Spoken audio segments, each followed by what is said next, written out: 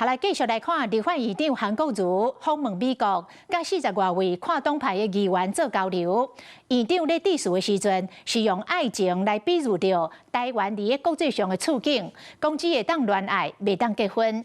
當場有美國的議員講，希望總統賴清德有一天嘛會當訪問美國。台灣的國際的處境只剩下一種感覺，只能戀愛，不能結婚。隨後美國用愛情比論台灣的國際處境，立法院長韓國瑜率領跨黨派的立委前往美國國會的山莊，甲40多位聯邦參眾議員座談交流。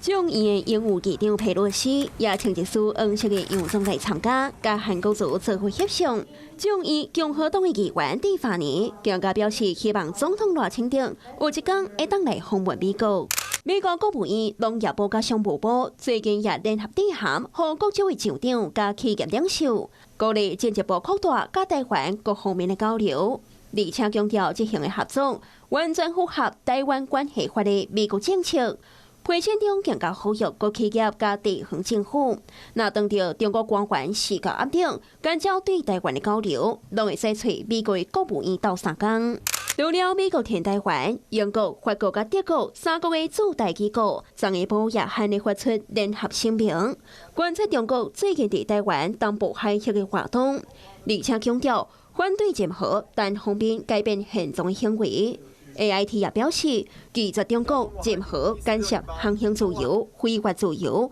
甲破壞海底電纜的自由。國際社會民主的夥伴，大家都看不下去了。這樣的一個聲明看出來，真正在破壞印太地區的和平跟穩定，製造緊張的，從來都是中國。那我想，一方面來講，我們當然希望更多的國際友人對於台灣的現況有更多的了解，並且予以更多的聲援。同時我們也要很有智慧的去想盡辦法管控風險嘛。面對中國的打壓，民主電線強力甲咱台灣相挺。